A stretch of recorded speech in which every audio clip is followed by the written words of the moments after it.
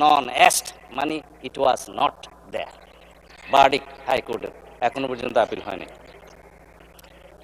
সংবিধান সংস্কার বাস্তবায়ন আদেশের দফা 4, আমি এখান থেকে লিখেছি আর কি, আইন থেকে। গণভোটের ব্যালট উত্থাপিত প্রশ্ন। দফা 8, সংবিধান সংস্কার পরিষদের সদস্য হিসেবে শপথ গ্রহণ। দফা 10, যেটা নিয়ে আলোচনা হচ্ছে, সংবিধান সংস্কার পরিষদের অধিবেশন আহ্বান। দফা 13, সংবিধান সংস্কার অবিলম্বে কার্যকর করা। একটা মহামান্য সম্রাটের আদেশ জারি হয়ে গেল, 180 দিনের ভিতরে সংবিধান সংশোধন হয়েছে বলে ধরিয়ে লওয়া হইবে। তাহলে পরে জনগণের অধিকার কোথায়? সুপ্রিমেসি কোথায়? সোভেরেনিটি কোথায়? জনগণ 51% ভোট দিয়ে কনস্টিটিউশনাল ম্যান্ডেটে নির্বাচিত করেছে এই সংসদ সদস্যদের। প্রশ্ন আসছে ওই পক্ষ থেকে, তাহলে 70% ভোটের কি হবে? 70% ভোটের এটা ফাইসলা হবে। জনরায়কে আমরা সম্মান করতে চাই, করতে হবে, কিন্তু এই 70% তো দেওয়ার কথা ছিল মাননীয় স্পিকার জুলাই জাতীয় সনদের পক্ষে আছে কি নাই সেটার উপর।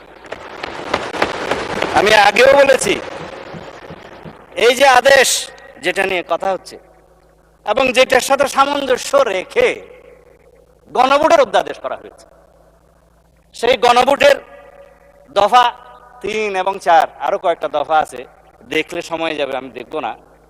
সেগুলো সামঞ্জস্যতা রেখে প্রশ্ন রেডি করা হয়েছে। জনগণকে বলছে এটা সংবিধান সংস্কার হয়ে যাবে, এর পক্ষে হাত বানাবো। কথা হচ্ছে মাননীয় স্পিকার, আর্টিকেল 93 অর্ডিন্যান্স জারির মাধ্যমেও রাষ্ট্রপতির ক্ষমতা নাই কোন সংবিধানের বিধানকে রহিত হয়, পরিবর্তন হয় সেরকম কোন আইন জারি করা, অধ্যাদেশ জারি করা। এটা তো অধ্যাদেশও নয়, এটা তো ভয়েড অ্যাব ইনিশিও একটা অর্ডার, যেটা রাষ্ট্রপতি করতেই পারেন। সেখানে কনস্টিটিউশন চেঞ্জ করার জন্য একটা আদেশ জারি হলো, তারপরে সেটার অনুবলে গণভোটের মধ্যে প্রশ্ন উত্থাপিত হলো। এগুলো সবকিছু হচ্ছে এখতিয়ার বহির্ভূত। যারাই করেছে, ইন্টারিম গভর্নমেন্ট করেছে, কনস্টিটিউশন ভায়োলেশন করেছে, অথচ সেই কনস্টিটিউশন অধীনেই তো তারা শপথ গ্রহণ করেছে। সেটা রাষ্ট্রপতি করতেই পারে না, এখতিয়ারটা কোথায়?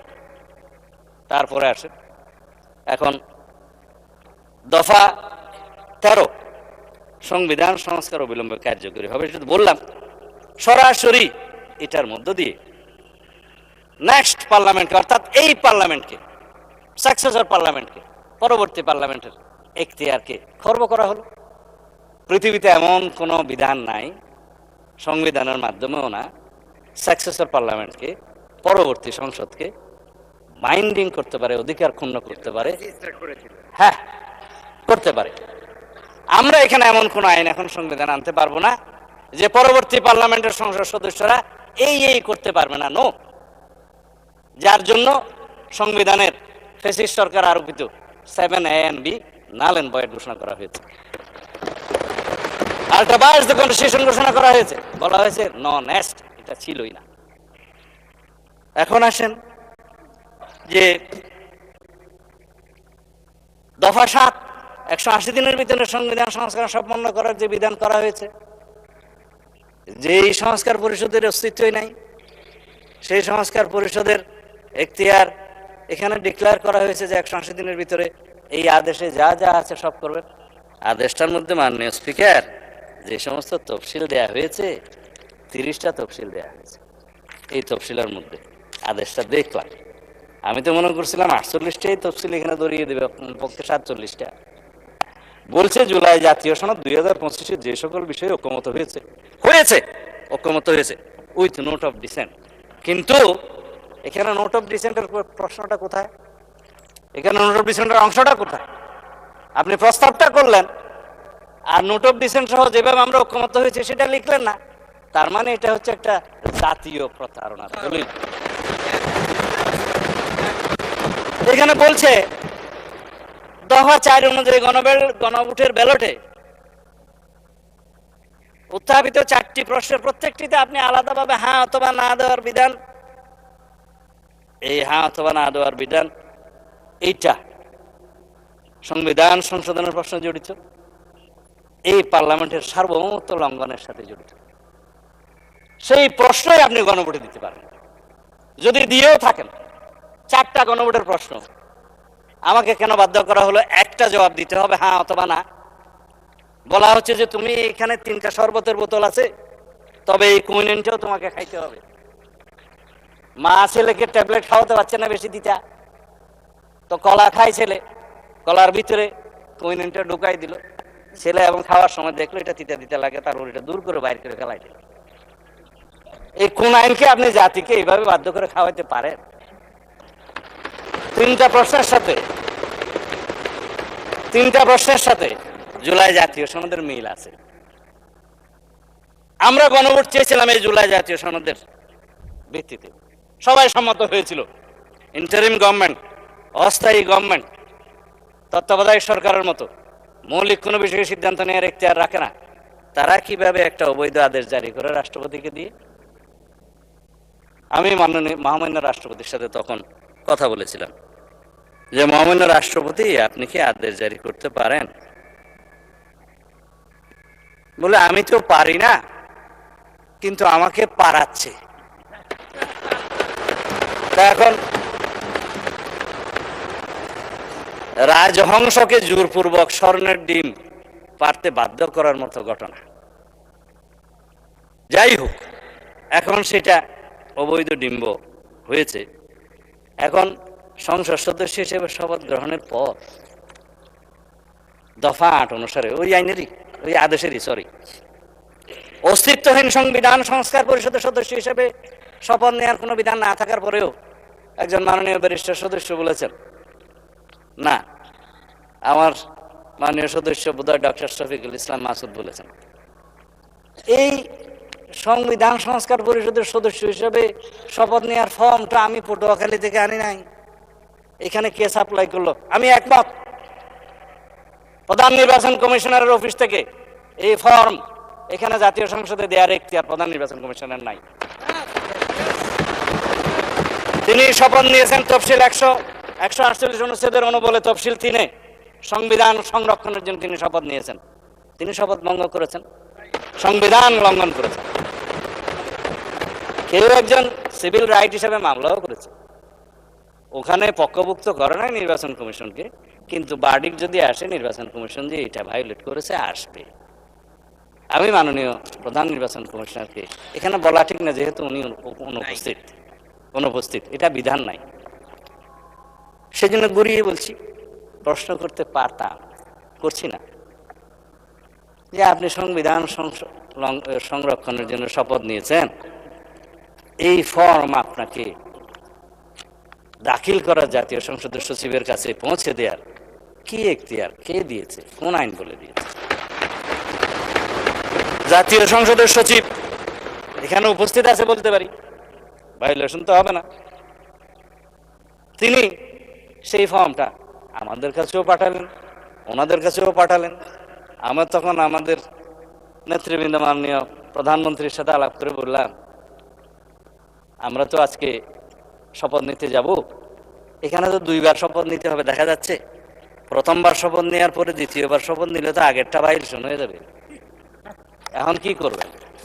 বলে আমি তো এমপি হিসাবে নির্বাচিত হয়েছি, ব্যালটের মধ্যে একটা ধানের শীষ ছিল, আর একটা কোদাল মার্কা ছিল, আর একটা কি কি যেন ছিল, দাড়ির পাল্লা ছিল। আপনার খুশি হয়েছেন? ঠিক আছে, দাড়ির পাল্লাও ছিল, আচ্ছা শাপলাও ছিল না? ওনার আসনে শাপলা দাঁড়ায় নাই, ওনার আসনে শাপলা কুলি দাঁড়ায় নাই, ঢাকা 17-তে ছিল না, সেজন্য না ওনার আসনে দাঁড়ায় না, ঢাকা 17-তে দাঁড়ায়। আপনাদের একজন ডাক্তার সাহেব দাঁড়াইছে এবং ওনার পরিচয় দিচ্ছে যে আমি তারেক রহমানের বিরুদ্ধে ইলেকশন করতেছি, জানো না? বলছি তো উনি বললেন যে ব্যালটে তো এখানে সংবিধান সংস্কার পরিষদের সদস্য হিসেবে আলাদা কোনো ব্যালট ছিল না। ব্যালট ছিল না, 22 ব্যালট ছিল না, এখানে এমপি নির্বাচিত হওয়ার জন্য কনস্টিটিউশনাল ম্যান্ডেট হিসেবে নির্বাচন কমিশন সংসদ সদস্যদের নির্বাচনে একটা ব্যালট দিয়েছে, সেখানে আমরা সিলটিল দিয়েছি। আর একটা গণভোটের ব্যালট ছিল যে সংস্কার চাই কি চাই না, হ্যাঁ ওখানে হা না দিবে, জবরদস্তি দিয়েছে, দিল। তিনটার মধ্যে ঠিক আছে, একটার মধ্যে ঠিক নাই, চারটা প্রশ্নের মধ্যে। তো সেইটা তো আর নির্বাচিত হয় নাই, সেটা হচ্ছে জুলাই জাতীয় সনদের পক্ষে আছে কি নাই। তো জুলাই জাতীয় সনদের পক্ষে তো আমরা আছি, সারা জাতি আছে, সেটা দিয়ে তো সংস্কার পরিষদের কোন সদস্য এখানে নির্বাচিত হয় নাই। শপথ নিবেন কিভাবে? এই যে মাননীয় সদস্য গ্যাজেট নোটিফিকেশন দেখাচ্ছে, আমি তো গ্যাজেট নোটিফিকেশন দেখতে দেখতে এই 70-এর কাছাকাছি আসছি। কোনটা গ্যাজেট আর কোনটা আইন সেটাই এখন বর্ণনা করছি। এখন সার্বভৌম জাতীয় সংসদের নির্বাচিত সদস্যগণ কিভাবে নির্বাচিত? সার্বভৌম জনগণের এখতিয়ার অনুসারে তাদের প্রতিনিধি হিসাবে তারা নির্বাচিত করেছে এই সার্বভৌম জাতীয় সংসদে প্রেরণ করার জন্য। আমরা ব্যক্তিগতভাবে কেউ সার্বভৌম নই, কিন্তু এই হাউস বাংলাদেশের একমাত্র হাউস যেটা সুভারেন, যেখানে যেই আলোচনায় আপনি করবেন এটা আদালতে নেওয়া যাবে না। এটাই হচ্ছে সার্বভৌমত্বের প্রকাশ। জনগণের সার্বভৌমত্ব, জনগণ জনপ্রতিনিধি নির্বাচিত করে সাংবিধানিক ভোটের মাধ্যমে আমাদের এখানে পাঠাইছে। আর একটা ভোট যেটা গণভোট হয়েছে সেটা সংস্কারের পক্ষে আছে কিনা হ্যাঁ অথবা না বলে। আমার এই এখতিয়ার সংসদ সদস্য হিসেবে, এই সার্বভৌম সংসদের এখতিয়ার কি একটা গণভোটের সংস্কারের হ্যাঁ অথবা না দিয়ে 70% কথা যেটা বলছে সেটা কি ভায়োলেট করা যায়? তারা তো বলেছে আপনি সংস্কার চান কি চান না, চেয়েছে, আমরা তো সংস্কার চাই, কিন্তু কিসের ভিত্তিতে চাই? যেটা রাজনৈতিক সমঝোতার দলিল হিসাবে জুলাই জাতীয় সনদ 2025 ভবিষ্যতের পথরেখা যেটা স্বাক্ষরিত হয়েছে ঐতিহাসিকভাবে, সেটার ভিত্তিতে সংস্কার চাই। আর প্রশ্ন উঠতে পারে গণভোট এবং তার ফলাফলের কি হবে? বলে ফেললাম, অসাংবিধানিক আদেশের অনুবলে বেআইনি কোনো আদেশের মাধ্যমে কোনো কিছুই বৈধতা পেতে পারে না মাননীয় স্পিকার।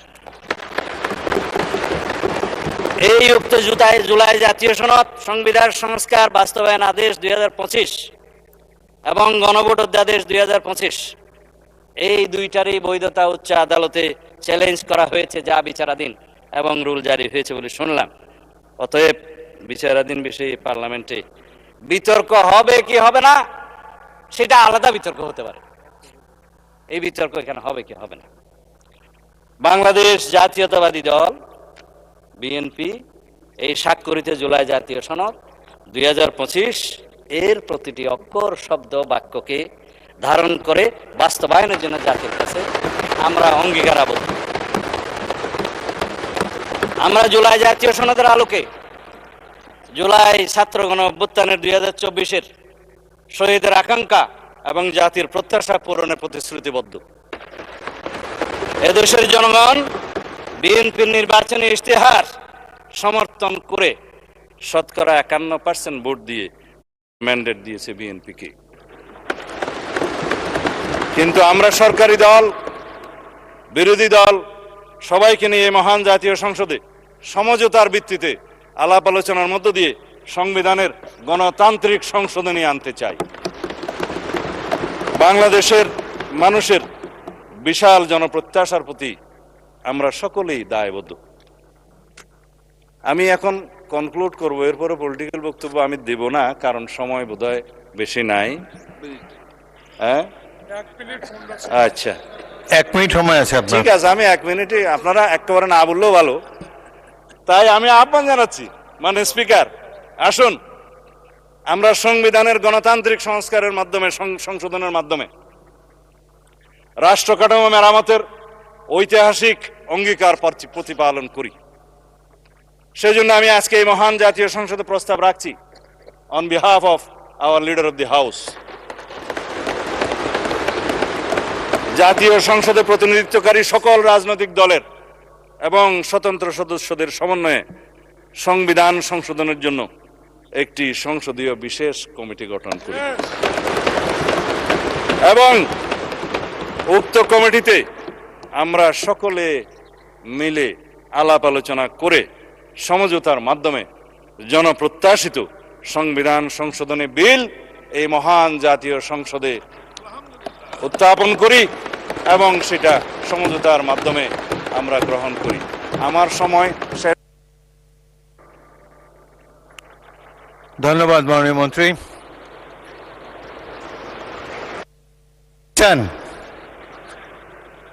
ধন্যবাদ মাননীয় মন্ত্রী।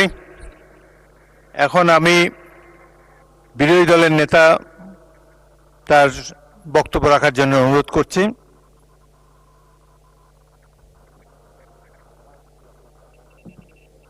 মাননীয় স্পিকার, আপনাকে ধন্যবাদ। আমার বক্তব্যের হায়াত কতটুকু হবে? আপনাকে সময় দেই। আপনাদের বিরোধী দল থেকে ইতিমধ্যে 56 মিনিট বলেছেন। তো আমি প্রথমে চেয়েছিলাম যে 1 ঘন্টা 1 ঘন্টা করে 2 ঘন্টা হোক, তবে আপনাদেরকে কিছু সময় বেশি দেবো। আমি আগেই যেহেতু বলেছি, খুব ভালো হয় যদি আপনি 10 মিনিটে শেষ করে দেন। হ্যাঁ, বোধহয় কষ্ট হবে আমার। আচ্ছা, আপনাকে কষ্ট দিতে চাই না। Thank you so much. মাননীয় স্পিকার, আমি পুরা সময়টা জুড়ে সমস্ত মাননীয় সংসদ সদস্য যারা বক্তব্য রেখেছেন তাদেরকে সম্মানের সাথে অনুধাবন করার চেষ্টা করেছি। দেশ এবং জাতির জন্য সংবিধান এবং এই সংসদ, আমরা কে ট্রেজারি বেঞ্চে আর কে অপোজিশন বেঞ্চে, এগুলা কোনো পার্মানেন্ট জিনিস না। এই স্বাধীন বাংলাদেশেই কিছু কিছু দল তারা ওখানে বসতেন, আজকে তারা কোথাও নেই। আবার এখানে যারা বসতেন মাঝে মধ্যে ওখানেও বসতেন, আজকে তারা এখানে বসা আছে। এটাই গণতন্ত্রের সৌন্দর্য। আমরা দলের অভিপ্রায় নয়, জনগণের অভিপ্রায়টাকেই আমরা সম্মান দিয়ে এখানে এসেছি এবং এই প্রস্তাবটা উত্থাপন করেছি। অতি গুরুত্বপূর্ণ বক্তব্য রেখেছেন মাননীয় স্বরাষ্ট্রমন্ত্রী। যেহেতু আন্দালির রহমান পার্থ সাহেব এখানে নেই, এই জন্য আমি ব্যাপারে কোনো কথা বলবো না। উনি ফায়ার করেছেন, কিন্তু কিছু কিছু ফায়ার ওনার ব্যাক ফায়ার হয়ে গেছে।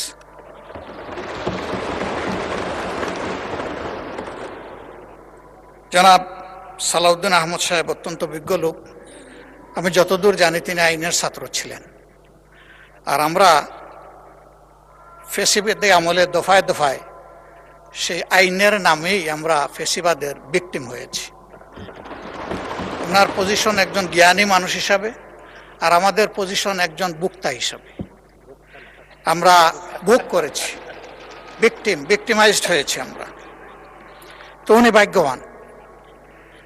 না, আপনিও আরো বড় ভিকটিম হয়েছেন, এটাও আমি স্বীকার করি। আমি সবসময় স্বীকার করি যার যেখানে যে অবদান। তিনি 73 সালের পরে অর্ডার যে আইন নয় সেইটার উল্লেখ করেছেন, কিন্তু এরপরে বহু অর্ডারও, বহু অধ্যাদেশ, বহু আদেশ আইনের রূপ নিয়েছে। আজকে যদি সেই সমস্ত সম্মানিত ব্যক্তিদের সম্পর্কে কথা বলি, তারা আজকে দুনিয়ায় নেই। অনেককেই আমরা অন্তর থেকে গভীরভাবে শ্রদ্ধা করি, তাদের প্রতি অশ্রদ্ধা হবে। আমি সেই জায়গায় ফিরে যেতে চাই না।